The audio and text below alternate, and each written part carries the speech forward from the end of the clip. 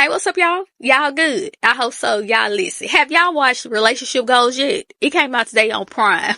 Y'all, it is such a cute movie. It's so funny. Kelly and Method Man's chemistry is so good. They complement each other very well.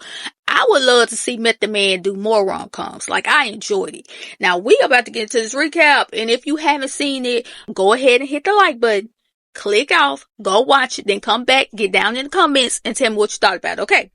So Leah, played by Kelly Rowland, she is excited because today is the day that she will be promoted. At least that's what she thought until she got in the meeting with her boss Dan. He's about to retire. He tells her that the higher ups wants to bring in another candidate before they decide who is best for the position. And the reason they're doing it is because they don't think that Leah is a team player. She can't believe it because she done put in a lot of work, a lot of time in her position. So she wants to know, who are they bringing in? And he says Jared Roy, who's coming over from NBC Nightly. So she tells her girls about it, and they encourage her, don't worry about it. You got this job in the bag. Leah is frustrated because now she has to go up against a man who is only being chosen because of toxic patriarchy. And her and Jared, they used to be a thing. So the next day at work, Jared arrives. And honey, why they have Method Man entering on Salt and Pepper's What a Man? Yes. And baby, when he walk in, he is just a cheesing. The whole time, Leah standing over there rolling her eyes. Dan, he introduces Jared to Leah, and she runs down his resume, and Dan's like, Leah, you didn't say you knew Jared. And she stutters over it being a while ago. Jared tries to go in for a hug, talking about nice to see you again, Leah. Baby, Leah blocked that hug with the fat Joe lean back and stuck out her hand for a handshake. Jared was like, okay. So Dan and Jared, they walk off. Leah's friends were like, that man's so fine. They done went all through the main social media and everything. So Jared, he gets settled in, and Leah walks over to his office to let him know that she doesn't care about him being there. He sarcastically thanks her for being the bigger person instead of being in her feelings about a position that she thought she had in the bag, only for the execs to bring in another contender at the 11th hour. Then she had to let him know that's her house, and she is most definitely not encouraging him to get too comfortable. And Jared realizes that he's been challenged, and he let her know that he has always wanted his own show, and he's there to win. Then they have a team meeting. Dan wants to hear everybody's pitches for the Valentine's Day show. So a few people share their ideas. Leah wants to do an expose on how Valentine's Day even started. Jared makes a joke about it. The team starts laughing, and Leah is looking at her team like, now whose side y'all on? I know he cute and all, but pipe down now. So Dan, he feels like they should go for something more mainstream. So Jared, he pulls out the book Relationship Goals. He says that it has helped them, and he feels like it'll help others.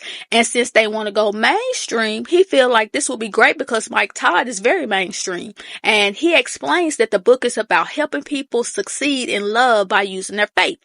And this movie is based off of Mike Todd's book of the same name.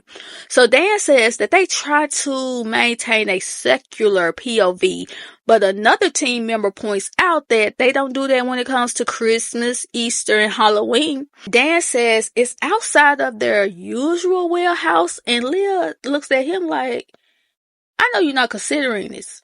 And since he's retiring, Dan said, let's do it. Let's go out with a bang.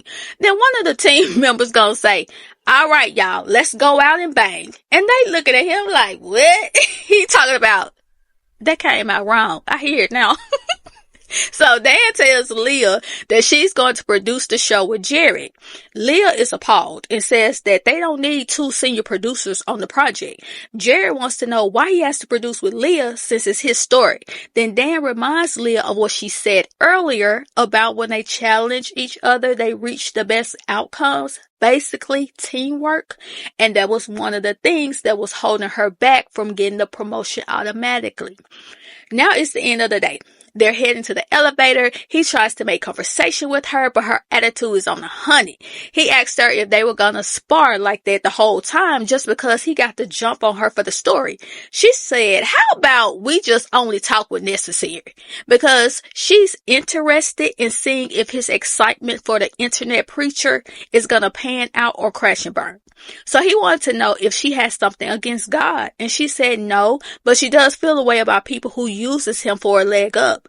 Jared said that he wasn't using anyone. That book really helped him retire his player card. He said his player card has been revoked. He tells her that the book is great. The story is going to be a slam dunk.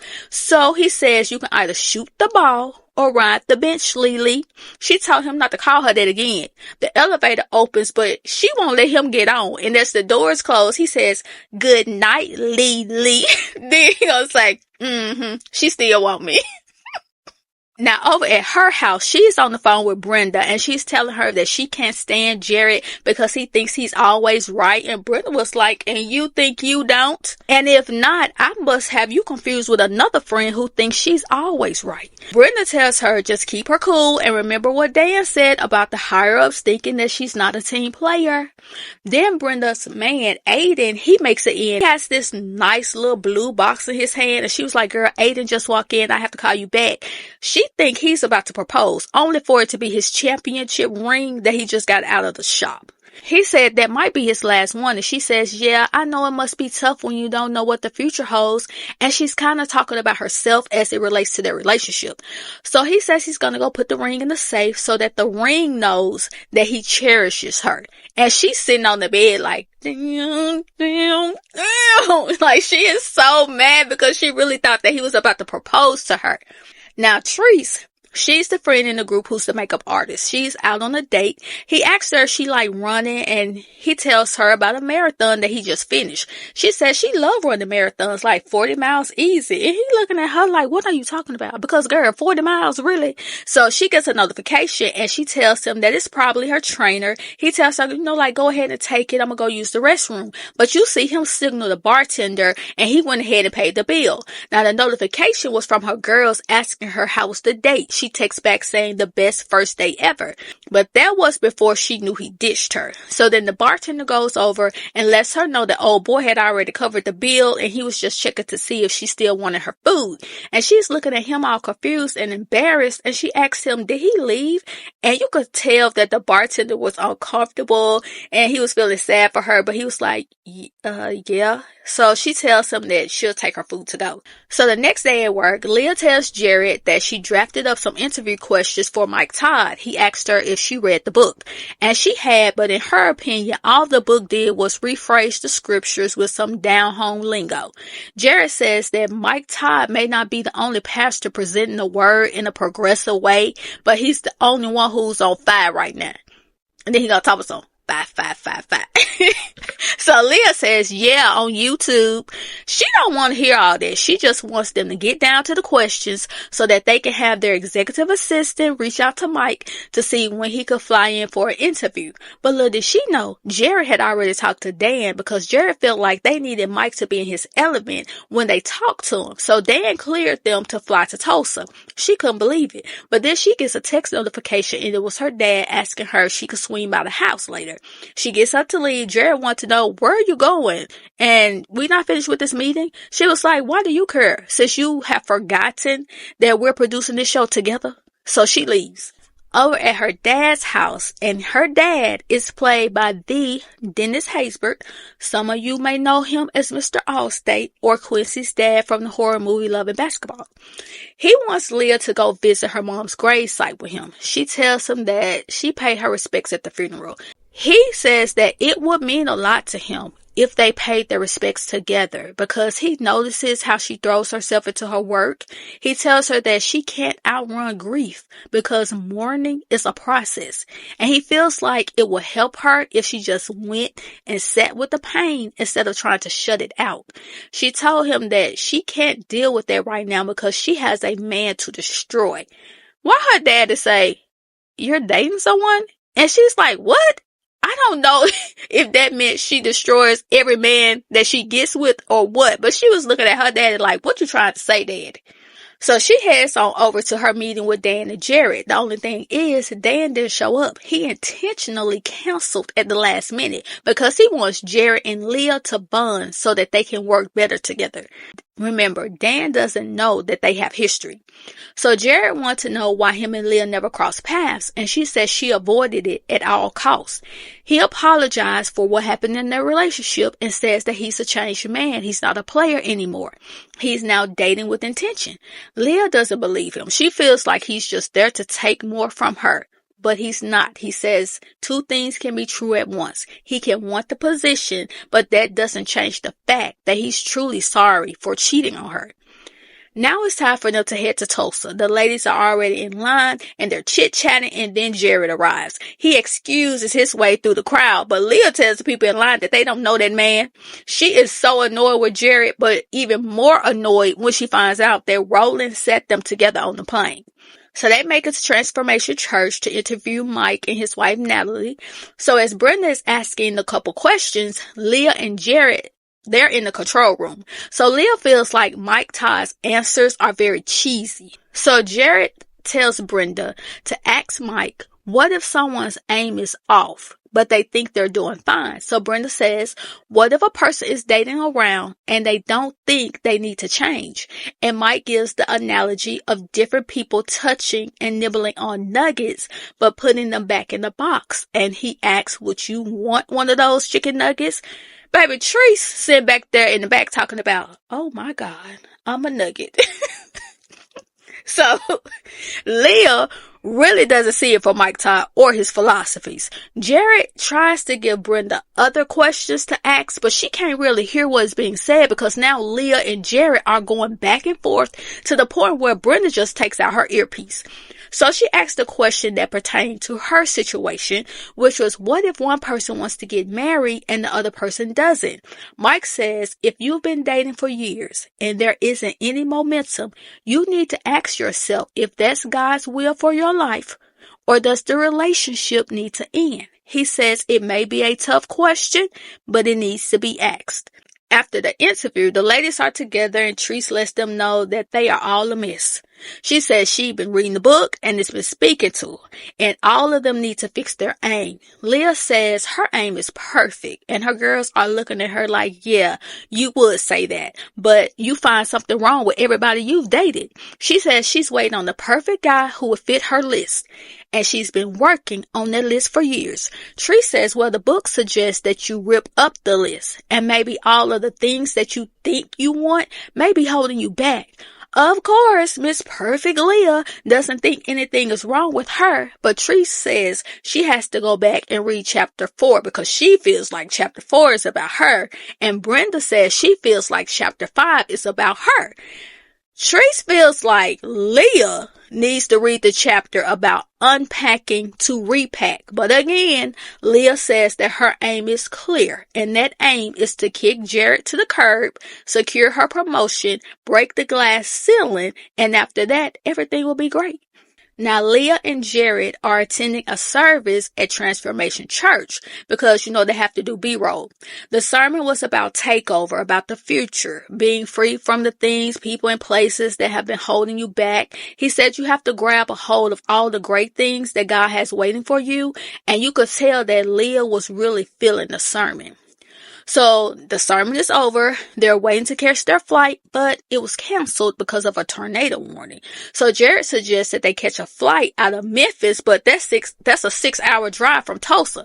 Baby, when I tell you Jared put on a whole concert in that car, song after song, he was singing to the top of his lungs. When I tell you that was the funniest thing ever, all off key and everything, and Leah was over there covering her ears, frying her face up. She was so tired of him, she was ready to get to Memphis Sunday. Now over there with Treese and Brenda, they were checking on each other, to see if they made any progress after reading the book. Treese is planning on going to church, and Brenda is going to reread chapter 5 for more direction. Now back over there on the road trip, Jared tells Leah that the only reason she's been difficult with the story is because she has put love on pause. But she says that's not it. She has a list of what she's looking for in a man and she's not budging on it. Jared is like, "Ooh, baby, I want to see that list." So she reads the list off to him and he tells her that that list isn't doing anything but keeping her single because real love isn't subject to a list. He says that he wants what his parents have. And then a text comes through from a lady in a red dress calling him Big Daddy. And Leah thought that was the funniest thing ever, especially seeing him trying to end the voice note. The way he was punching all over that screen, he could not get that thing to shut up for nothing. So they stop to grab a bite to eat. She brings up him saying that he wants what his parents have, and his parents, they've been together for like 50 years. He gave Leah his condolences about her mom because he knew how close that they were. Now over there with Treese, she has gone over to her parents for dinner and she's using Roland to play like he's her boyfriend. But you could tell that they all know that is not your boyfriend. And they can clearly tell that Roland swings a different way. Her mama tells her that everybody looking at you sideways like you crazy for bringing a fake boyfriend to Sunday dinner. Over there with Brenda, she's in the bed highlighting the book. Aiden takes the book out of her hand and tells her that they don't need no book because they are couples goals. Brenda quotes a line from the book and says that what her and Aiden are in is a fake marriage of 4 years with everything but the covenant. Aiden, he ain't like that too much because he said relationships go through seasons. Brenda says until they can agree on where their relationship is going, she's going to go stay at Treese's and she's taking X off the table. Now at work, Brenda is a little sad because Aiden didn't react the way that she thought he would. So Treese reads her a Bible verse to help her, try to get through her day and get through her emotions. Leah and Jared are going through the footage that they got while interviewing Mike Todd, but Leah doesn't like it. She's not feeling it. Jared feels like it's a feel-good story. But Leah thinks it's missing something meaningful. So they can't seem to get on the same page. And they go tell Dan that they want to do individual cuts of the story and he can pick the final one. Dan says they're not being team players. And if they don't get it together, all that says to him is that neither one of them is fit for the position. So now they talk about, oh, no, we got it. We can handle it. I bet y'all can because y'all want that position. So you get to see this montage of Leah and Jared trying to work together, Treese going on the speed date, explaining her desire to date intentionally for 90 days, no ex, and Brenda being in her feelings, sitting on the couch, eating chips and ice cream. Then you see Leah go visit her dad. He asks her how she doing. She says everything will be fine when she gets that position. And that makes him worry because he feels like she's making that position her whole identity. He asks, what is success if she doesn't have someone she loves to share it with? He says everybody needs love and connection. And she responded, well, look what happened to her mom. Even though they loved her with their whole heart, she still ended up getting cancer and passing away. Her dad says loss is a part of life. And if you try to avoid it, you miss out on a lot of good stuff. And he wants Leah to experience the special things that he had with her mom. Over at Aiden's, Brenda is packing. Aiden walks in and she asks him if he's been thinking about things. He tells her that he's really stressed out about retiring and being looked at as some has-been. So it's just a lot of pressure on him. She hears all that and says that she just can't keep pushing down how she feels. She can't keep letting her faith and her needs take a back seat to the relationship. She loves him, but she can't keep doing that. Aiden feels like they had a good thing going until she picked up that book, and she feels like she's sacrificing who she is and what she wants. And then she tells him that if he truly loved her the way he said he does, then he would marry her. But they're clearly not moving towards marriage, so she ends it. And this is my thing. I feel like two things could be true at one time. He can love you, but at the same time not desire marriage. Just because he don't want to be married doesn't mean that he doesn't love you. It just means that y'all are on two different pages in two different books. And since marriage is what you want and it seems like that's not what he wants, you need to go on with your life. Now she's over there with the girls again, crying about Aiden not wanting her and not wanting to marry her. Leah says that Aiden is a complete idiot, but they do tell her that they are there for her. Brenda appreciates it, but at the same time, she feels like she's wasted 4 years and now has to start over at her age. And that be the main reason a lot of y'all stay in these relationships, because you're too worried about having to start over. I'd rather start over with something meant for me than to stay in something that would never be what I want it to be. Y'all got to stop listening to these men who try to say people once you get like, I done been hearing 35. At first it was 40. Now the men saying 35. If you get a certain age, you just done. Ain't nobody gonna want you. And you got to stop listening to these young folks that haven't even made it to 30, that's trying to say, oh, you old, ain't nobody gonna want you no more. Stop listening to them. Okay? Because the young folks better pray that they get older, and the men better pray somebody even want them. Okay? And to make matters worse, this young girl walks over and asks Brenda if she could take a picture with her because her grandma loves watching her show. And they looking at her like, girl, if you don't get from over here.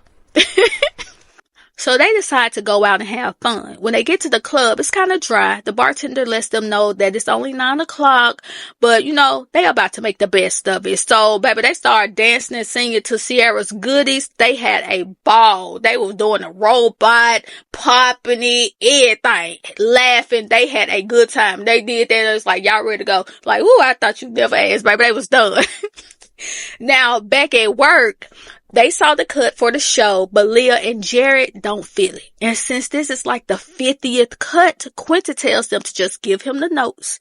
He'll go back in and make changes, and he'll let them know when he's done. Basically, y'all are about to get on my nerves.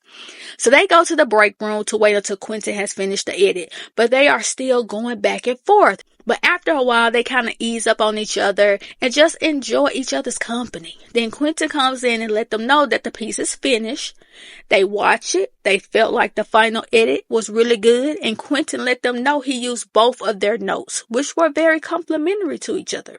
Now, at work the next day, they're having a Valentine's Day get-together. Treese, she doesn't see anything happy about it. And Roland gives her a flower and a balloon to calm her down, because she is barking at everybody.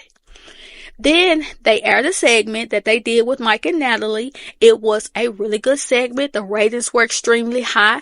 Dan said that the execs have a really tough decision to make, but he feels like Jared and Leah work really well together.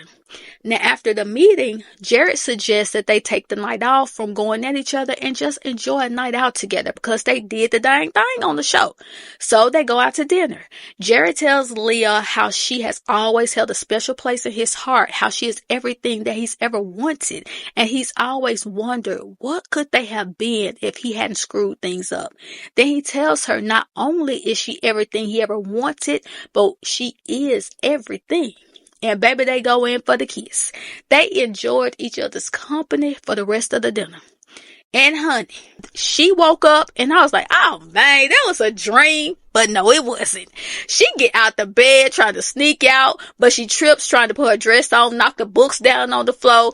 He's like, you sneaking out? She's panicking, saying last night was a huge mistake. They drank too much. He's like, don't do that, Mike. You just scared. You're shutting down. She feels like he hasn't changed, that he can't change the core of who he is. He tells her that she can run out of there like none of that ever happened, but she can't ignore him forever.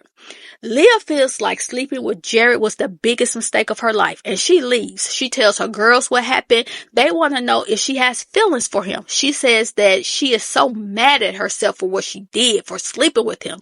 Then Aiden shows up, and baby, Brenda girls, they are ready to handle Aiden. But Brenda says she'll hear him out. He tells her that he misses her, that he read the book, he even took notes, and then he invited her to his retirement party.